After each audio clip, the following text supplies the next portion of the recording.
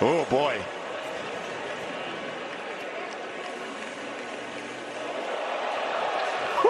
And the crowd reacting to that as well as they see it in stadium. Noah Lyles looked right at Kenny Bednarek as he crossed the finish line on August 2nd. He thought he was just showing off after winning the race. But Bednarek didn't like it one bit and pushed Lyles in the back. What happened next made the U.S. Track Championships the biggest fight American sprinting has seen in years. The 200-meter final at Hayward Field in Eugene, Oregon was supposed to be just another race to qualify for the World Championships. Instead, it became a full-blown rivalry that has everyone talking about September's rematch in Tokyo. Going into this race, Kenny Bednarek was having the season of his life. The 26-year-old hadn't lost a single race in 2025. Just 3 days earlier, he'd run a personal best 9.79 seconds to win his first 100-meter national title. Meanwhile, Noah Lyles was still finding his rhythm after an injury in April kept him off the track until June. This was only his second 200-meter race of the entire season. The setup was perfect for drama. Bednarek had already run 5 races that week, grinding through every heat and semifinal. Lyles, as the defending world champion, only needed to run one 100-meter heat to secure his spot at Worlds. He was fresh, rested, and ready to make a statement. When the gun went off, Bednarek exploded from the blocks.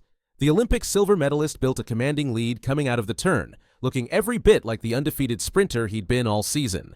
For most of the race, it seemed like Bednarek would finally get his revenge on the man who'd been dominating sprinting for years. But Noah Lyles doesn't become a 3-time world champion by accident. With 60 meters left, he found that extra gear that's made him famous. As Lyles later explained, he was thinking, as long as I can keep him in my pocket, then I can catch him on the straightaway. When they hit that 60-meter mark, Lyles knew he had it. Yeah, I'm coming, he thought. He ran out of energy. He ran out of momentum. Mine was just starting to hit. With 10 meters to go, they were dead even. But Lyles had one more move left. He passed Bednarek and crossed the line in 19.63 seconds, the fastest time in the world this year. The margin was just 0.04 of a second, but in sprinting, that might as well be a mile. Here's where things got interesting. Instead of celebrating normally, Lyles turned his head and stared directly at Bednarek for the final 5 meters of the race.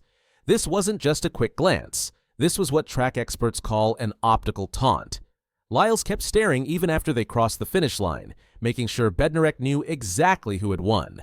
In most sports, this might be normal trash talk, but track and field has always prided itself on respect and sportsmanship. Looking to the side while racing is already considered showboating because it can slow you down. What Lyles did was seen as taking it too far. Bednarek had seen enough. As they slowed down after the finish, he gave Lyles a 2-handed shove right in the back. It wasn't violent, but it sent a clear message. Lyles spun around, arms spread wide, bouncing up and down like a boxer ready to fight. The two men faced off right there on the track with words flying back and forth. Even their post-race interview became part of the drama. As NBC reporter Lewis Johnson tried to interview Lyles, Bednarek stood nearby with his hands on his hips, staring daggers at the winner. The tension was so thick you could cut it with a knife. I tell you what, if you got a problem, I expect a call, Bednarek said, interrupting the interview. Lyles shot back, you know what? You're right. You're right. Let's talk after this. They eventually shook hands, but you could tell neither man was done with this conversation. Later, Bednarek didn't hold back when reporters asked what happened. The summary is, don't do that to me, he said. I don't do any of that stuff. It's not good character right there. At the end of the day, he won the race. I've got to give him props. He was the better man today. But Bednarek made it clear he took issue with Lyles' actions, not his words. What he said didn't matter, it's just what he did. Unsportsmanlike stuff, and I don't deal with that. It's a respect factor. The 26-year-old also pointed out what he saw as an unfair advantage. He's fresh, Bednarek said. Last time we lined it up, I beat him, that's all I can say. Next time we line up, I'm gonna win. That's all that matters. Lyles, meanwhile, stayed quiet about the incident. When reporters pressed him for details, he simply said, on coach's orders, no comment. But he did make one thing clear about his future. If they ain't gonna beat me now, they ain't gonna beat me ever. The history between these two makes this rivalry even more intense. They've faced each other 18 times in major finals, with Lyles winning 14 of those battles. But Bednarek has gotten the better of Lyles when it mattered most. At the last 2 Olympics, Bednarek beat Lyles in the 200 meters, taking silver both times while Lyles struggled with mental health issues in Tokyo and COVID in Paris. There's also some personal history that neither athlete wants to discuss publicly. Bednarek mentioned some personal stuff we've got to handle, but wouldn't go into details. Whatever happened between them off the track has clearly spilled over into their racing. For track and field fans, this rivalry couldn't come at a better time. The sport has been searching for its next big storyline since Usain Bolt retired. Previous attempts to create drama between Lyles and other sprinters have fallen flat. A planned race against NFL star Tyreek Hill never happened. Rivalries with younger American sprinters like Ariane Knighton haven't caught fire. But this feels different. This feels real. You can't fake the emotions we saw at Hayward Field. Both men genuinely want to beat each other, and they're not afraid to show it. The timing is perfect for their next showdown. The World Championships in Tokyo are set for September 19th, just over a month away. Both men will compete in the 100 and 200 meters, with Lyles defending his titles in both events. Bednarek, despite all his success, is still chasing his first major global championship. Before Tokyo, though, they'll face each other again next week at the Diamond League meet in Poland. That race will be our first glimpse of how this new dynamic plays out on the track. The most interesting part of this whole story might be what happened after the cameras stopped rolling. Despite all the drama and harsh words, Bednarek later revealed that he and Lyles had cleared the air with an hour-long conversation. "We both decided to discuss the situation after the event was done," Bednarek told CNN Sports. "We had about an hour-long conversation, and it was a really good, honest conversation. We both came to an agreement with things, and we're good now. But don't think this means the rivalry is over." Bednarek made it clear that their personal reconciliation won't change anything when they step on the track. Bednarek said, "When it comes to 100 and 200, that rivalry that me and Noah really have right there, it's real. And every single time we step on the track, you're going to expect some fireworks."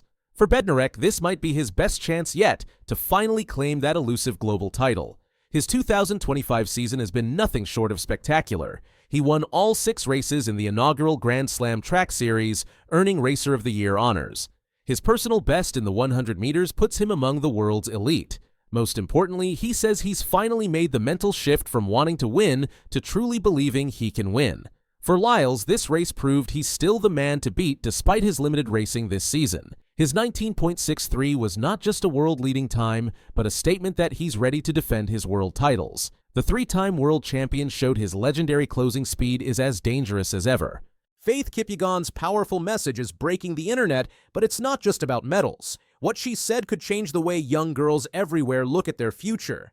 Faith Kipyegon, the undisputed queen of middle-distance running, is heading to the Tokyo World Championships with history in her sights. Already a double Olympic and world champion, Kipyegon is chasing a rare and ambitious goal: to defend both her 1,500 meters and 5,000 meters titles, a feat no athlete has ever repeated at the world level. But for Kipyegon, Tokyo is about more than medals. Speaking to reporters ahead of the championships, she explained her philosophy simply. It's a mindset, also about preparation and being patient. It's all about what you want to achieve for the next generation to look up to you. For her, every stride is a message not just to competitors, but to young girls everywhere who see her as proof that dreams are worth chasing. From the start of her career, Kipyegon made it evident that she was not chasing short-term victories. Her training philosophy has always been rooted in consistency, not just bursts of brilliance. She believes that the difference between being good and being great is the mindset one brings to the track every single day. She has often repeated that success is not built overnight, it's a result of mental focus layered over years of work. That perspective has carried her to the very top of world athletics. Her mindset is not about chasing perfection, but about managing challenges with patience. In interviews leading up to Tokyo, she said that it takes years to reach the point where results reflect the work. She explained that even when form isn't perfect, or when a race doesn't go her way, she keeps faith in the process. That patience has been one of her strongest weapons, separating her from competitors who may look for instant results. Preparation is another cornerstone of her success. Faith Kipyegon does not train with the short-term goal of a single championship. Her preparation spans cycles carefully designed to peak when it matters most. She has spoken about how every run, every gym session, every recovery plan is mapped out with discipline. This preparation is not glamorous, but it is relentless. It's what allows her to line up at the start line knowing that she has done everything possible to be ready. The results of that preparation have been historic. In 2023, she set the 1500-meter world record with a time of 3 minutes 48.68 seconds, a performance that stunned the athletics world. Breaking a barrier that had stood for years was not just about physical ability. It was the culmination of patience, training, and mindset aligning at the perfect moment. It was a record that validated her philosophy, proving that discipline pays off. But Faith Kipyegon is not defined by records alone. At the Nike Breaking 4 event, she attempted to run a sub-4-minute mile, something no woman has ever done. She crossed the line in 4:06, falling short of the barrier. Yet what stood out was not the result, but her response. Instead of disappointment, she spoke about the courage to attempt it and how trying itself pushes the sport forward. Her message was that failure does not define champions' attempts. By daring to try, she created belief not only in herself, but also in other women who will attempt the same milestone in the future. Her story is also defined by resilience off the track. After giving birth to her daughter, many doubted whether she could return to her best. Yet she came back stronger, adding more medals and records to her name. She has spoken openly about that journey, emphasizing that motherhood is not the end of a career, but another chapter that requires balance and patience. For many women, especially young mothers, her example is powerful. She has shown that responsibilities and dreams can coexist. This comeback changed her relationship with running. She began to see competition as not just about herself, but about the message it carried. When young girls run up to her after races and tell her she inspires them, she takes that as seriously as a gold medal. She said it herself, knowing she has inspired others is absolutely amazing. For her, inspiration is as important as victory. What sets Faith apart is how she talks about limits. After her near miss at the Breaking 4 attempt, she explained that limits are only temporary. "We are not limited. If it's not me, it will be someone else," she said. That attitude transforms how fans see her. Instead of a superstar who wins everything, she becomes a pioneer, someone pushing barriers for others to break. In athletics, where records are constantly under threat, this mindset turns competition into collaboration across generations. She often reflects on her own beginnings. Growing up in Kenya, she ran barefoot in the fields before she had proper training gear. Those memories remind her of how far she has come and why she must remain an example. She wants young girls in villages, whether in Kenya or anywhere else, to see her story and believe they can reach world stages too. Running is her career, but her mission is larger: to leave a legacy that tells young athletes that their dreams are possible, no matter where they start. Her journey has also reshaped how women in athletics are viewed. She has said repeatedly that women don't have to limit themselves. Her records, her comeback, and her persistence prove that barriers can be broken, whether they are physical, social, or cultural. That message resonates beyond sport. It challenges traditions and stereotypes, especially in communities where young girls may not always be encouraged to chase ambitious dreams. The Tokyo World Championships are more than another competition for Kipyegon. For her, they are a platform to continue sending this message. She is not going to Tokyo simply as a favorite for medals. She is going with the purpose of inspiring the next generation. She knows every stride on that track is being watched by young athletes across the world. She wants them to see that success is not just talent, but mindset, preparation, and patience combined. Her story matters because it is built on values that last longer than records. Records will eventually be broken, but the example she sets will continue to inspire. When she says she runs not just for medals, but for future generations, she is redefining what it means to be a champion. Her medals shine, but her message shines brighter. Faith Kipyegon's story is still unfolding, and Tokyo is another chapter. Whatever the outcome, her legacy is already secure. She has shown that patience is strength, preparation is power, and mindset is everything. She runs for herself, for her family, for Kenya, and most importantly, for every young girl who dreams of something greater. As she lines up in Tokyo, the world will watch not just a race, but a statement. Because when Faith Kipyegon runs, it is never only about the finish line. It is about proving that dreams, no matter how distant, are worth chasing. And for the generation watching, that may be her greatest victory of all. Let's start in Paris, shall we? What was a huge night on the track at the Stade de France. We've just seen the 200-meter final. It was absolutely incredible.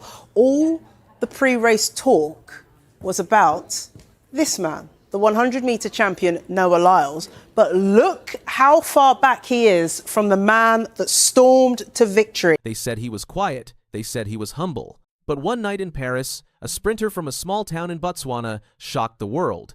He didn't just win, he made history. How did this soft-spoken runner become one of the fastest men ever? The answer might surprise you. What made his win even more remarkable was the storm he had to fight through just to get there. Months before the Olympics, Lyles' mother passed away. The grief crushed him. He stopped training.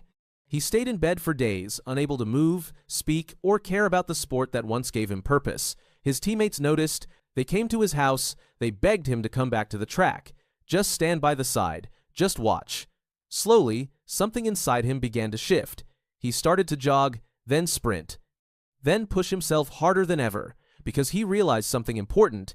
His mother would have wanted him to keep running, and he knew he had to make her proud. That fire inside him fueled every step in Paris, and when he crossed that finish line with history behind him, he didn't just win for himself. He won for Botswana. He won for every young athlete with nothing but hope and hard work. He became the first Olympic gold medalist in the country's history, and he did it with the world watching. But every champion has a challenger, and for Tobago, that challenger was Noah Lyles. Lyles was no stranger to gold. He was the reigning world champion, the face of American sprinting, confident, fast, and full of flair. But just days before the 200-meter final in Paris, Lyles tested positive for COVID. He still ran, but his body had taken a hit. He finished with bronze, unable to keep up with Tobago's explosive pace. It was a tough moment. For a man used to winning, it stung. But it also sparked something. A rivalry was born. Noah Lyles takes home a bronze medal at the Paris Olympics after testing positive for COVID. Lyles knew he had to come back stronger, and so did Tobago. They both returned to training knowing their paths would cross again. That rematch came in Monaco during the Diamond League. It was the first real showdown since the Olympics. The air was thick with anticipation. This time, Lyles edged ahead, winning the race in 19.88 seconds. Tobago came in just behind at 19.97. It was close, too close to call a true victory, but the message was clear. Lyles was back, and he wanted his crown. Tobago didn't complain. He posted a picture of him and Lyles with the caption in Tswana, "Gwabe go Simolajul," which means, then it started. It wasn't just a race. It was the beginning of something bigger, a rivalry that would stretch far beyond the track. Next came Zurich, the Diamond League final. All eyes were on the two men.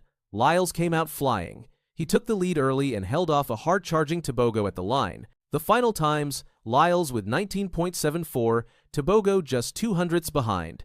Lyles celebrated with 6 fingers in the air. It was his 6th Diamond League title, a record. But Tobago was not discouraged. He praised Lyles for his consistency, but made it clear the fight was far from over. He knew what he was chasing, and he was getting closer. What makes this rivalry so captivating is not just the races, but the personalities behind them. Lyles is electric. He walks into the stadium with confidence, sometimes with music in his ears, a smile on his face, and all eyes on him. He thrives in the spotlight. He talks boldly. He celebrates loudly. And he delivers results. Tobago is the opposite. He's focused, quiet, sharp. He says little, but when he speaks, it carries weight.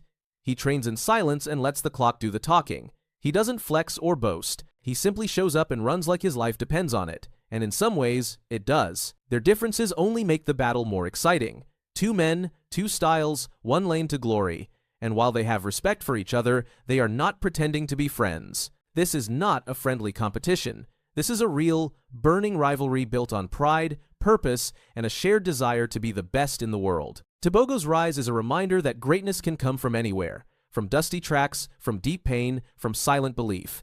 He didn't grow up with the same resources as his rivals, but he has something else: heart, grit, and a vision that goes beyond gold. As the countdown to Tokyo continues, every moment matters.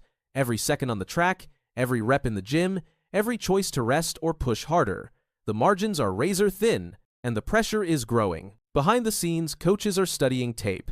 Teams are analyzing split times. Strategies are being drawn. But once they step on that track, none of that matters. It will be 2 athletes, 1 dream. And nothing to hide behind. The buzz around this rivalry has reached a fever pitch. Commentators are calling it the showdown of the decade. Fans are booking tickets months in advance. Young athletes are watching, dreaming of their own moment. And both Lyles and Tebogo know what's at stake. Not just medals, not just records, but legacy. Who will rise? Who will break? Who will write the next chapter in sprinting history? Now, all roads lead to Tokyo, the World Championships, the biggest stage before the next Olympics, and the question on everyone's mind is simple: who will come out on top?